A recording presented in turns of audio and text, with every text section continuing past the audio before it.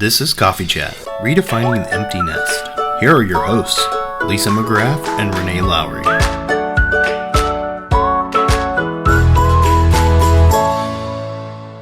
Hi, welcome to Coffee Chat, Redefining the Empty Nest. I'm Renee. I'm Lisa. And we are going to have a wonderful chat today with our dear friend Netta, who is joining us. Hi. Yeah, thank you, Netta, for joining us. We're so excited to have you here. I'm so happy to be here. Could you tell the audience a little bit about yourself and your family? Yes. So my name's Netta. I'm originally from England, but I've been living in Quebec in French-speaking Canada for over 30 years. I'm just turned 51, and we have a 13-year-old daughter. I've been with my husband for 20 years, and it took us, I would say, about 4 years and $12,000 to get our daughter. And I was almost 38 when we had her. So we decided to have children in my early 30s, and it took until that age to actually manage to get pregnant. So one of the things, and now my boys, I have two boys, and they've grown and flown. They have families of their own, but Renee is in the middle. So you have one that's still at home at 13. Renee has one grown and flown, and one still at home, and she's preparing, right, for this empty nest. So we're assuming that you're doing the same thing. So what kinds of things are you thinking ahead to when your 13-year-old daughter says it's time to go off to college? Probably. What do you think? How are you preparing for this? Well, our situation is such that we're older than most parents who have 13-year-olds. So I'm 51. My husband is actually 58, which means that he'll be retiring before she finishes high school. So the empty nest, it could happen that, he goes off somewhere for a couple of months, either to his family cabin in the woods that he likes to hide out at, or whatever. So it seems like she's not necessarily going to be the first one to fly the nest, but her dad is. And we're travelers, so we've had several sabbaticals, because we're both teachers, where we've been backpacking for months with her, as much before she came along as with her.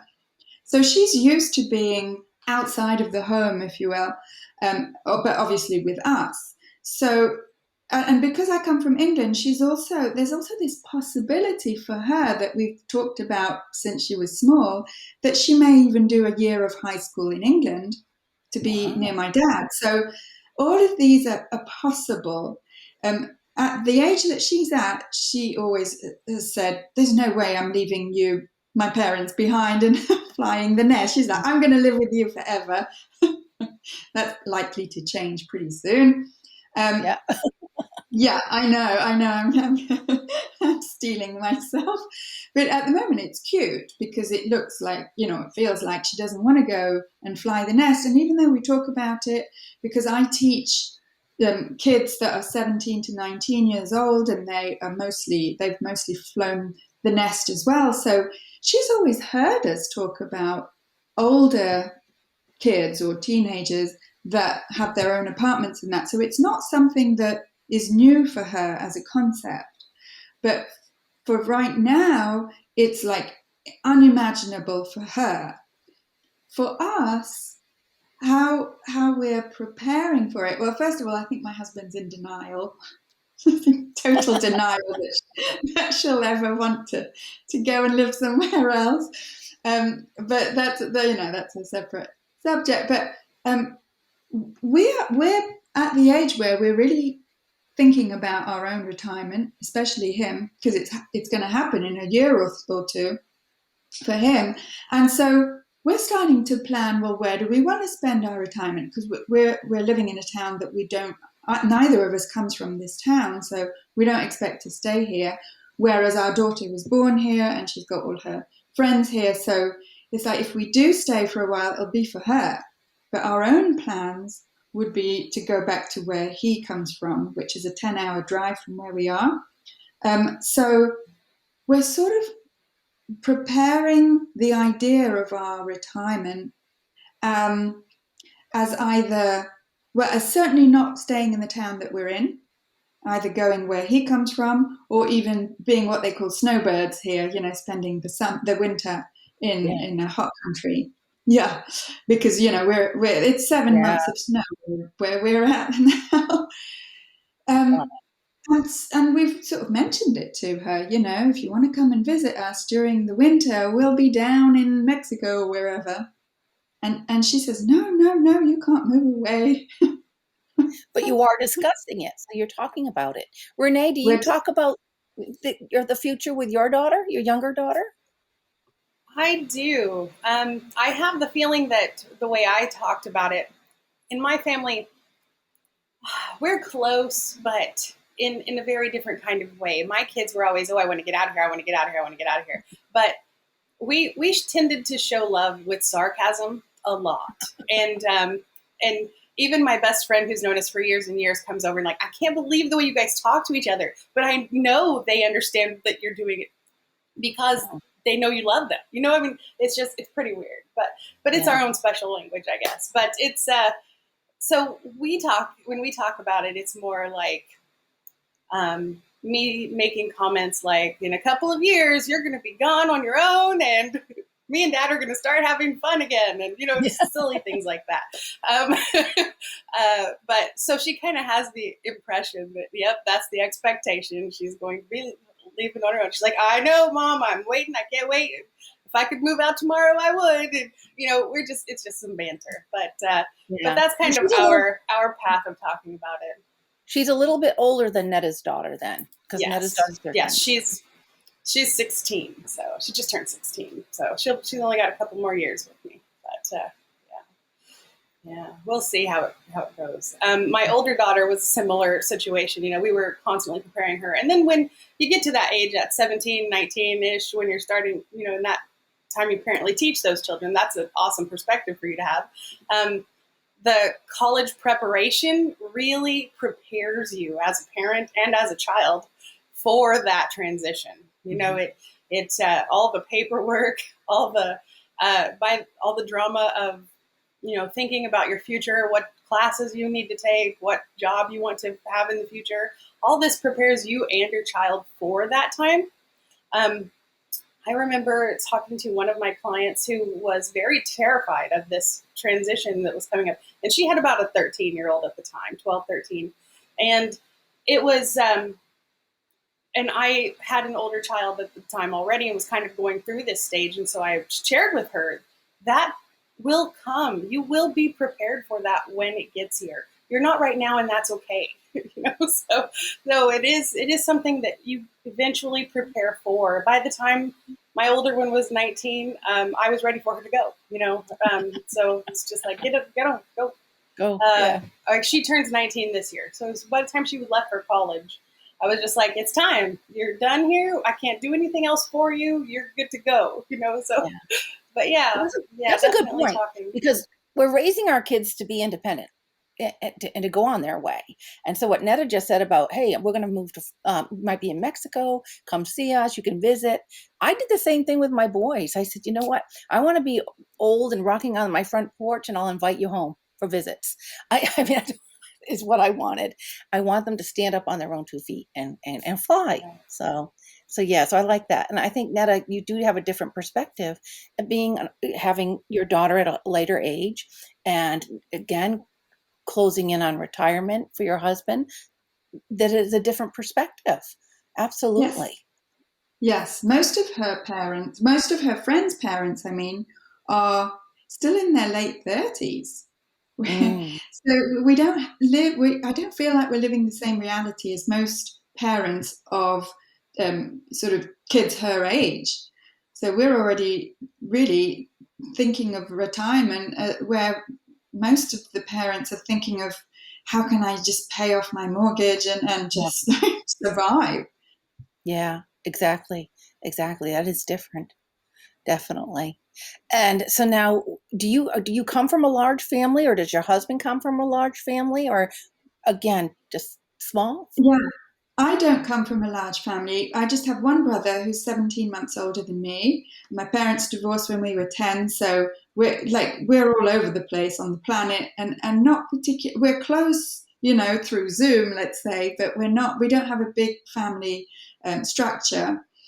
Whereas my husband comes from a typical Quebec Catholic family. His mother was one of 12. His Oh, father was one of 10 kids. He's got yeah. like 80 uncles and aunts, and goodness knows how many cousins, too many for him to remember.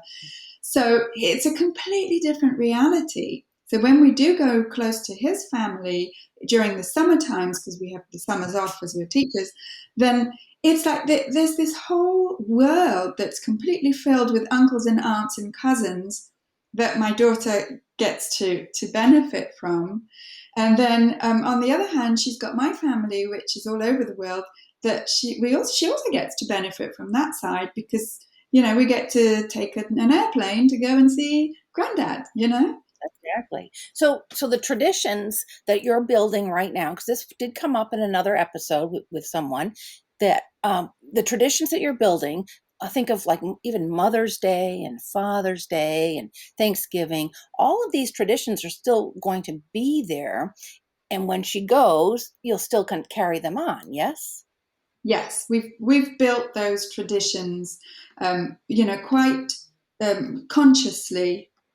And so Mother's Day is not the same date in England as it is here in North America. It's in March in England. But so I always have an excuse, in case I forget it. it's in May here. But Father's Day and Mother's Day for us they've always been really important. And actually my husband's mother, she's not alive anymore, but she used to be a florist. So Mother's Day was like the biggest day of the year. Oh, So yeah. it's important to us on several levels, and Hmm. will continue to be. Yeah. Now, where is your dad in England? He used to live in Devon for over 30 years, and now and he got married when he was 69. Oh, So whatever, yeah, and so they moved to Wales, to Cardiff, actually. nice. Yeah. Nice. So, Renee, So did you when have? Oh, go ahead. Yeah, that's all right. When you were talking about your retirement and what that looks like, I know for me, um, I'm planning on selling everything and buying a houseboat and just being able to sail and travel and do all those things. 'Cause I started my family very young, and so I'm looking forward to this next chapter a lot. And my husband and I are hoping to travel a lot, and so we want to buy a houseboat and an RV and just like make it happen, make the rounds.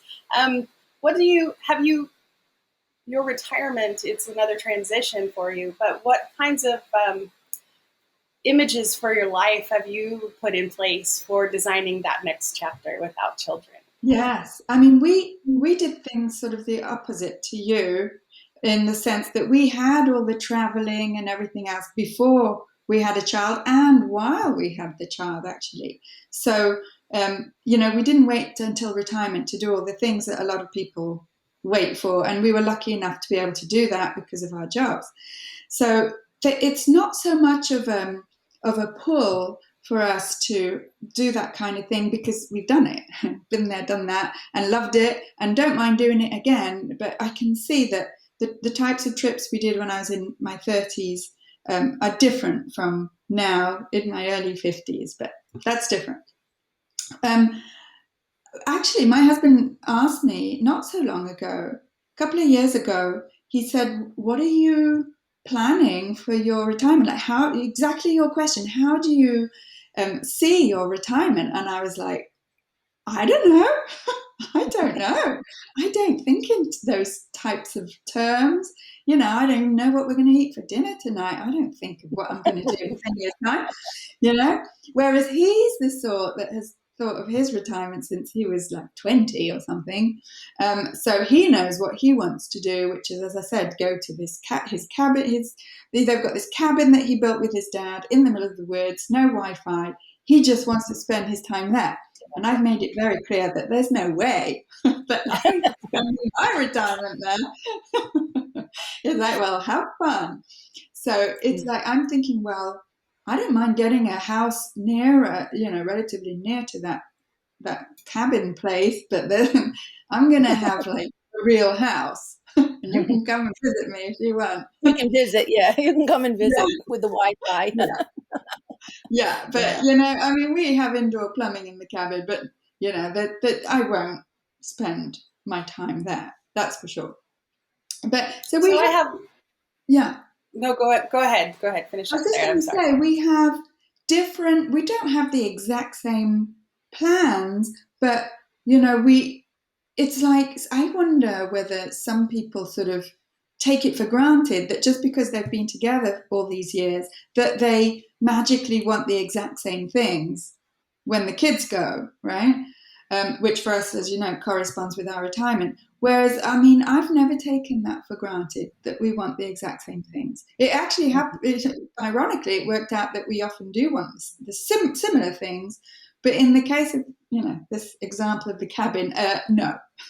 Yeah. Well, Renee's a relationship coach. And so Renee has had experience with a lot of couples that, and I'm speaking for you, Renee, I'm sorry, but that All right. have that empty nest, and then their marital relationship needs work. And then they find Renee. So, but Yeah, you were going to that's say very something, Renee? common. Yeah, that's a very common transition issue there because you have to connect again in a different way with if you don't have the third or fourth or fifth parties there to balance, and it's a little different. Mm-hmm. But no, my question for you, Netta, was because you are a teacher of older children who many of them are going through this transition of going off to college or leaving the nest, going away. What have you learned from your experience with that, with parents who are going through this time or students who are going through this time? And what would advice could you give from that experience? Yeah, well, we get very little contact with the parents at that age, but a lot of contact with the kids. And I think that what I've found over the years, because I've been teaching them for 27 years, is that there is a positive correlation between kids who have had lots of parental support over their childhood, whether the parents are together or not, is immaterial. It's that they have felt supported, and how that transition has gone for them of leaving home and managing to survive their studies at the college where I work. So the positive correlation between parental support and just how confident the kids are, how well they do at school, how less stressed they are, and everything else. Whereas some of the kids, they've had pretty rocky childhoods. So that, the transition to moving out, and that they were dying to move out, and some of them did as soon as they were 16. They were in their own apartment. And which was also my case. I was dying to move out, even if I had a stable family life, but that's just my personality. But, so some of them were like either dying to move out or got kicked out and are happy not to live with their parents or carers anymore. So, and their experience with us at the college is a lot rockier. Mm-hmm. So that strong foundation that we try to instill in our children, that support, that encouragement, those, parental things that we do make a difference in the later days. So we need to be mindful of that. Definitely. And I repeat, it doesn't mean that parents have to stay together. It can be just as rocky with parents staying together and fighting all the time or whatever as parents who split up but both, support the children. Absolutely. Yeah. And that support, it should be noted too, that support looks different from family to family also. I mean, I tell the story of, me being sarcastic with my girls all the time. I mean, that's just a love language of ours. And it's all teasing and fun, but it is support in whatever way that looks like, and we are not always sarcastic. We say nice things too, don't get me wrong, but to other people, it's important that we don't judge other people's journey of what support looks like either. And likewise, don't judge yourself. If you know you're supporting your child, you're supporting your child. That's the bottom line. That's the most important you could be supporting them by working hard all the time and hardly seeing them, but they know you're supporting them in the few moments you do get to spend, you're supporting them. So it doesn't have to be all hands on deck here, prop up my kid all the time, because there's lots of times I'm like, my 16-year-old should be a lot more self-sufficient, in my opinion, than she is. And so I'm just like, no, you need to do that yourself. You need to do that yourself. You need to do that yourself. As opposed to me filling out all the papers for her that she needs and, all the stuff. And so my support is kicking her out in that sense. So, it's just a juggling act of support there. Definitely. And the way I live it is that I see who our daughter turns to when she needs somebody, and it's us. That's good. That is a testament right there. That is a testimony. Great sign. Yeah. So Netta, if we're going to ask you, is there some kind of a tip that you might share with our audience that would help them prepare for having an empty nest? I think thinking about it before you're ready to think about it may be a good tip. When it seems like it's way, way out in the future, and it was like that for me. It's because my husband's older that I was sort of forced to think about it. But it's like, well, I don't want to think about it yet. That's probably a good time to start thinking about it. That's good advice. Yeah, I would like to piggyback on that a little bit. We tend to be the most anxious about the things that we don't have enough facts about, we don't know enough about. Okay, so it's like facts and answers are the what's the word I'm looking for? They're the answer for fear. Answer is not the word I'm looking for, but they are the remedy for fear is answers.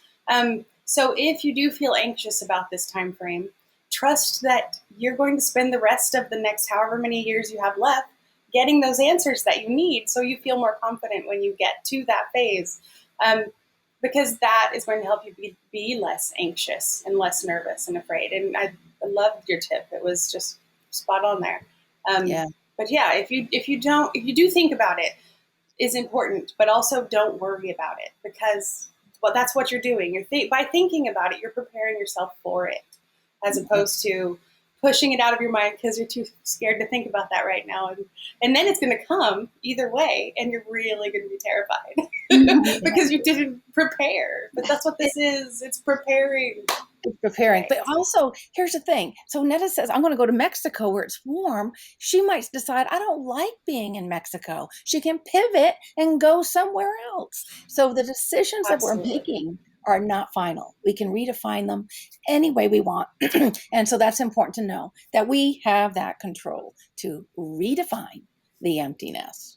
So Netta, thank you for joining us today. We certainly loved having you, and what a great tip. All the best to you and your husband and your daughter as you not only pursue an empty nest, but retirement. So thank you for joining us. We really appreciate your company today. Thank you for having me. If you'd like to be a guest on Coffee Chat, follow the link, be a speaker, and apply. Subscribe and like our videos. You can follow Redefining the Empty Nest on YouTube or join the Facebook group.